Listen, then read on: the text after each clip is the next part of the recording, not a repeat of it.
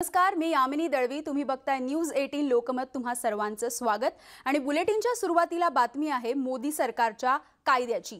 मोदी सरकारने आणलेल्या नव्या कृषी कायद्याविरोधात अवघा देश ढवळून निघतोय. शेतकऱ्यांनी पुकारलेल्या आंदोलनाला हिंसक वळण मिळताना दिसतंय. दिल्लीच्या सीमेवर जवळपास 1 लाख आंदोलक गेल्या 11 दिवसांपासून ठाण मांडून बसले आहेत. एकीकडे शेतकऱ्यांनी आंदोलनाचा एल्गार पुकारलाय, तर दुसरीकडे राजकीय आरोप प्रत्यारोपांमुळे केंद्र विरुद्ध राज्य असा उभा संघर्ष पेटलाय. एका पत्राच्या आधारे भाजपने शरद पवार शेतकऱ्यांच्या डोळ्यामध्ये धूळफेक करतायत असा आरोप केलाय. शरद पवार कृषी मंत्री असताना लिहिलेल्या या पत्रामध्ये पवारांनी नव्या कृषी कायद्याची मागणी केल्याचं दिसतंय. मात्र शरद पवारांच्या नावे खोटं पत्र व्हायरल केलंय असं राष्ट्रवादी म्हणते. दरम्यान 8 डिसेंबरला ऑल इंडिया किसान संघर्ष कमिटीने या भारत बंदचं आवाहन केलंय. या बंदला काँग्रेससह 20 पक्ष आणि 10 कामगार संघटनांनी आपला पाठिंबा दिलाय. या बंदला काँग्रेससह शिवसेना आणि राष्ट्रवादीने सुद्धा पाठिंबा दिलाय. त्यामुळे भाजप विरुद्ध विरोधक हा संघर्ष अजूनच तीव्र झालाय. मात्र यामुळे शेतकऱ्यांच्या आडून नेमकं कोण राजकीय पोळी भासतंय असा सुद्धा प्रश्न पडल्या वाचून राहत नाही.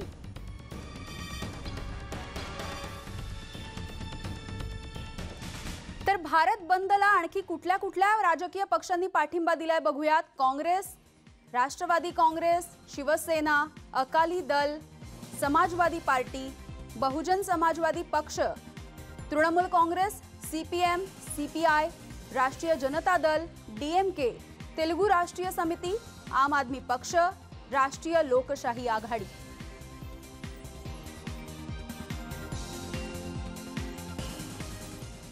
दरम्यान उद्याच्या भारत बंदच्या पार्श्वभूमीवर इकडे मुंबई पोलिसांनी सुद्धा आवाहन केलंय. बघूयात. उद्या काही संघटना यांनी भारत बंद पुकारलेले आहे. त्याच्या अनुषंगाने मुंबई शहरात सक्त पोलीस बंदोबस्त ठेवण्यात येणार आहे. भागाभागात ठिकठिकाणी फिक्स पॉईंट आणि पेट्रोलिंगची नियोजन करण्यात आलेले आहे आणि सफिशियंट रिझर्व्स मॅनपॉवर स्ट्रेंथ दिले गेलेले आहे. कोणीही जबरदस्तीने कोणतीही आस्थापना बंद करू नये. असं केल्यावर पोलिसांच्या तर्फेने कायदेशीर कारवाई केली जाईल. तर आता दिल्लीमध्ये सुरू असलेल्या शेतकरी आंदोलनाच्या समर्थनार्थ पुकारण्यात आलेल्या भारत बंदमध्ये कल्याण एपीएमसी मार्केटने सुद्धा सहभाग घेण्याचा निर्णय घेतलाय. कल्याण एपीएमसी मार्केटने उद्याच्या भारत बंदला प्रतिसाद दिलाय, पाठिंबा दिलाय. भारत बंदला राज्यामध्ये राष्ट्रवादी आणि शिवसेनेचा सुद्धा एकीकडे पाठिंबा आहे, तर कल्याण एपीएमसी मार्केटने सुद्धा आता नवी मुंबई एपीएमसीच्या पाठोपाठ या भारत बंदला पाठिंबा दर्शवलाय.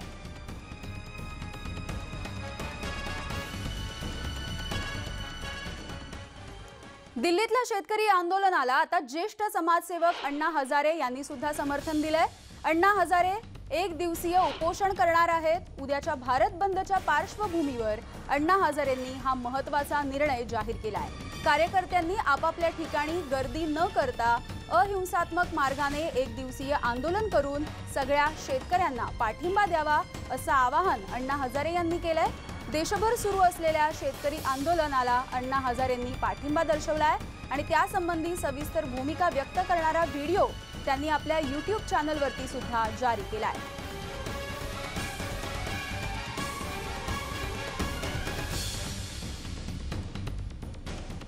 तर केंद्रीय कृषी मंत्री नरेंद्र सिंह तोमर यांनी काय प्रतिक्रिया दिली आहे बघूयात. इन कानूनों के माध्यम से और योजनाओं के माध्यम से लगातार इस बात की कोशिश की है कि खेती के क्षेत्र में निजी निवेश कैसे भी पहुंचे. अब ये 1 लाख करोड़ का 1.5 लाख करोड़ का फंड है, चाहे वो फूड प्रोसेसिंग का हो, चाहे पशुपालन का हो, चाहे एग्रीकल्चर क्षेत्र की अधोसंरचना का हो.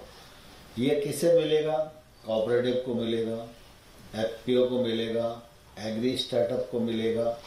और जब हमने कानून बना के खोल दिया कि भाई किसान के खेत से ही खरीदा जा सकता है, तो अब जैसे मान लो मैं खरीदार हूं तो अब मुझे मालूम है कि भाई इस बेल्ट में जाएंगे झज्जर के क्षेत्र में, तो यहाँ पर अपने को जितना उत्पादन खरीदना है वो खरीद।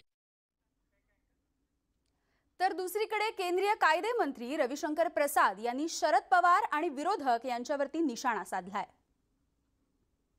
आदरणीय शरद पवार जी, आप तो बड़े अनुभवी नेता हैं, कई बार मुख्यमंत्री रहे हैं, कई बार मंत्री रहे हैं केंद्र में।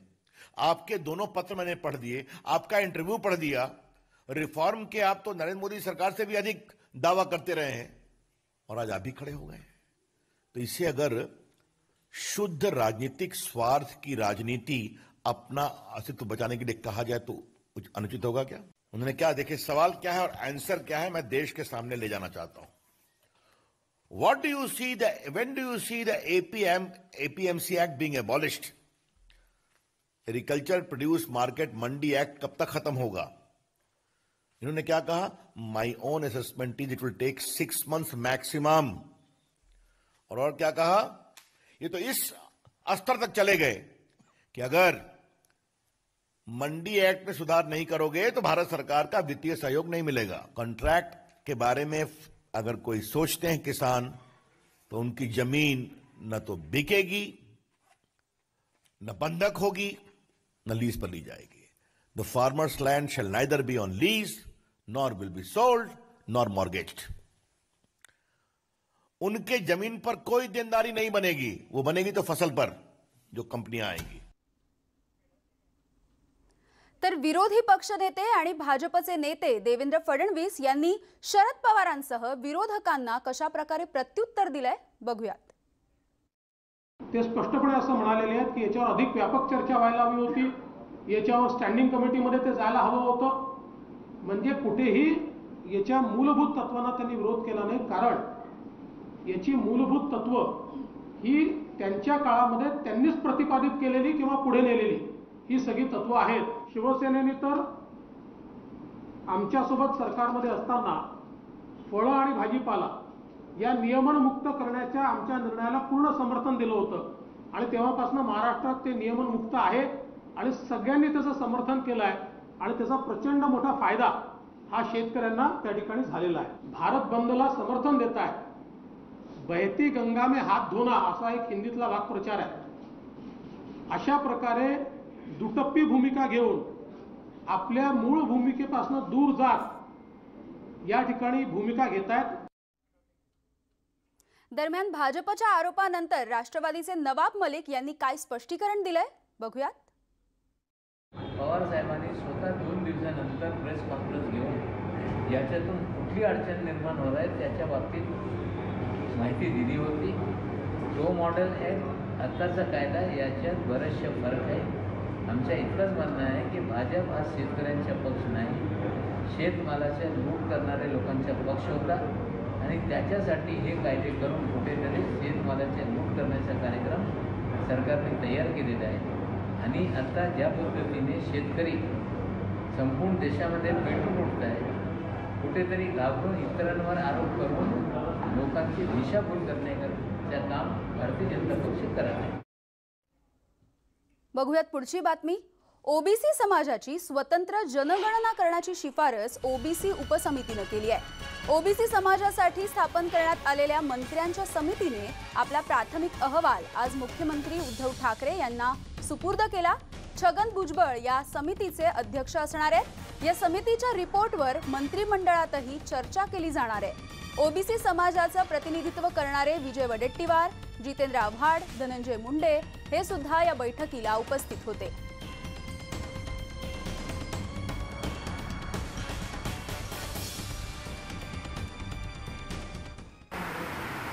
असंच किंवा शिष्यवृत्ती मिळालेली नाही आहे, साधार आहे तर त्या धर्तीवर एक आधार असं काही द्यावं का, किंवा घरं दारं अमकं तमकं हे ह्या सगळे असे प्रश्न छोटे छोटे अनेक प्रश्न आहे।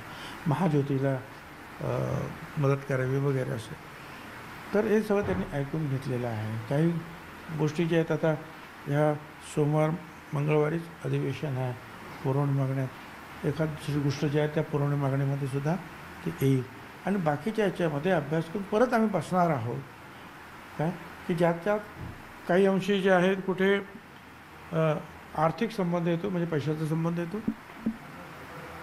आणि काही फक्त एक नियम बनवणे किंवा निर्णय घेणं, त्याच्यामध्ये पैशाचा आर्थिक काही बाब नाही आहे, परंतु त्याच्यामध्ये नियम बदलण्याची काही आवश्यकता आहे वगैरे. असे अनेक 15-16 प्रश्न जे आमचे आहेत त्याच्यावर अतिशय साधक बाधक त्यांनी चर्चा केलेली आहे. आणि लवकरच आम्ही परत बसणार आहोत. मुख्यमंत्री, उपमुख्यमंत्री दोघे आणि इतर लोकसुद्धा फार सकारात्मक होते. आणि आता बातमी आहे मुंबईच्या डबेवाल्यांच्या संदर्भातली. मुंबईचे डबेवाले आता ग्राहकांना भाजीपाला आणि जीवनावश्यक वस्तूंचा पुरवठा करणार आहेत. मुंबईच्या डबेवाल्यांना व्यवसाय सुरू करण्यासाठी रेल्वे प्रवासास परवानगी मिळाली, परंतु सरकारी आणि खासगी कार्यालयातील कामगारांची कपात, वर्क फ्रॉम होम, सोसायट्यांमध्ये प्रवेशाला असणारे निर्बंध आणि बहुतांशी कर्मचाऱ्यांच्या गेलेल्या नोकऱ्या यामुळे डबेवाल्यांच्या ग्राहक संख्येमध्ये कमालीची घट झाली आहे. कामगारांच्या रोजगाराचा प्रश्न दिवसेंदिवस बिकट होत असल्यामुळे भाजीपाला, फळं, अन्नधान्य थेट ग्राहकांच्या दारापर्यंत पोहोचवण्याचा निर्णय आता डबेवाल्यांनी घेतलाय. आणि आता बातमी आहे ग्लोबल टीचर पुरस्काराने सन्मानित झालेल्या एका गुरुजींची. युनेस्को आणि लंडन स्थित वारकी फाउंडेशनचा ग्लोबल टीचर पुरस्कार मिळाल्याबद्दल जिल्हा परिषद सोलापूरचे शिक्षक रणजितसिंह महादेव डिसले यांचा मुख्यमंत्री उद्धव ठाकरे यांच्या हस्ते उपमुख्यमंत्री अजित पवार यांच्या उपस्थितीमध्ये सत्कार पार पडला. जिल्हा परिषदेच्या शिक्षकाचा ग्लोबल चेहरा म्हणून त्याच्याकडे पाहिलं जातं असे गौरवोद्गार उपमुख्यमंत्री अजित पवार यांनी काढले आहेत. जगभरातील सुमारे 140 देशातील 12,000हून अधिक शिक्षकांच्या नामांकनातून अंतिम विजेता म्हणून आपल्या डिसले गुरुजींची घोषणा करण्यात आली आहे. QR कोड पुस्तकांच्या माध्यमातून महाराष्ट्राचाच नव्हे तर देशातील शिक्षण क्षेत्रामध्ये अभिनव क्रांती केलेल्या कामाची दखल घेत त्यांना हा सर्वोच्च पुरस्कार जाहीर झालाय. आणि म्हणून त्यांच्याने केलेल्या कार्याचं जसं QR कोड तर आम्ही ऑलरेडी घेतलेलाच आहे. त्याच्या व्यतिरिक्त आमची आज जी चर्चा झाली याच्या माध्यमातून एक टास्क फोर्स तयार करायचं जी आमचे ॲसेट्स आहेत, म्हणजे जसं आमचे रणजितसिंह डिसले सर आहेत किंवा इतरही आमचे शिक्षक आहेत ज्यांच्या बाबतीमध्ये मला बोलायला पाहिजे, कसे वारी जे असतील किंवा अर्जुन कोळी जे असे विविध शिक्षक आमचे आहेत. गडचिरोलीमध्ये काही शिक्षक आहेत, चंद्रपूरमध्ये आहेत. अशा लोकांचे टास्क फोर्स तयार करून त्यांच्या माध्यमातून एक एक्सचेंज प्रोग्राम करणं, त्यांना फिनलंड असेल किंवा ऑस्ट्रेलिया असेल किंवा जर्मनी अशा देशामध्ये पाठवणं आणि त्यांच्या माध्यमातून शिक्षण क्षेत्रामध्ये आमूलाग्र बदल करून आणणं. कारण शिक्षण ही माहिती नसून शिक्षण हे परिवर्तन आहे असं मी सुद्धा मानते. आणि काळानुसार शिक्षण कसं बदललं गेलं पाहिजे, तंत्रज्ञानाच्या बरोबर शिक्षणाच्या मानसिकतेमध्ये कसा बदल केला पाहिजे, या सगळ्या गोष्टीबद्दल आम्ही काम करण्याचा निर्णय घेतलेला आहे. बघूयात पुढची बातमी. एकीकडे काल लालबागमध्ये एका लग्न घरामध्ये स्फोट होऊन आग लागली होती, तर यामधल्या मृतांचा आकडा आता 2वर गेलाय. यातील 4 जणांची प्रकृती अजूनही गंभीर आहे. तर तिकडे आज कांजूर मार्गच्या नेहरू नगरमध्ये एका घराला अशीच भीषण आग लागली. यामध्ये संपूर्ण घर जळून खाक झालंय. घरातील सगळं सामान सुद्धा या आगीच्या भक्ष्यस्थानी आलंय. अग्निशमन दलाच्या 2 गाड्यांनी आगीवरती नियंत्रण मिळवलं. मात्र 48 वर्षांचा संसार डोळ्यांदेखत जळत असताना बघून टिपणीस दाम्पत्याला अश्रू अनावर झालेत. मला काहीतरी जळण्याचा वास आला म्हणून मी आतमध्ये जाऊन बघितलं तर ठिणग्या पडत होत्या खाली आतल्या खोलीमध्ये. आणि मग मी प्रसंगावधान राखून त्याच्यावर ब्लँकेट टाकण्याचा प्रयत्न केला, आग विझवण्यासाठी प्रयत्न सुरू केले, पण ते प्रयत्न फार तोकडे पडले कारण आगीने अचानक पेट घेतला. म्हणून मी स्वतः 20 बालद्या पाणी सिलेंडरवर ओतत राहिले आणि सिलेंडर शाबूत राहील असा प्रयत्न केला. पण नंतर आगीने एवढं रौद्र रूप धारण केलं की मला आजूबाजूच्या लोकांनी सगळ्यांनी बाहेर हाकललं. काही करू शकलो नाही. बघता बघता सगळं नष्ट झालं. माझा 48 वर्षाचा संसार उद्ध्वस्त झाला. बघूयात पुढची बातमी. अलिबागमध्ये सुप्रीम कोर्टाची बंदी असतानाही बैलगाडी शर्यतींचं आयोजन करण्यात आलंय. यानंतर आवाज फाउंडेशनने जिल्हाधिकाऱ्यांकडे या सगळ्या घटनेची तक्रार केली आहे. यानंतर मांडवा सागरी पोलीस ठाण्यामध्ये गुन्हा सुद्धा दाखल करण्यात आलाय.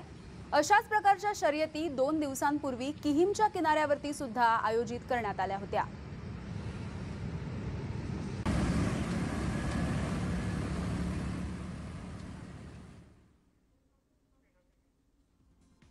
यानंतर महाप्राईम टाइम मध्ये घेऊयात एक छोटीशी विश्रांती. लगेचच परत येतोय. बघत रहा न्यूज 18 लोकमत.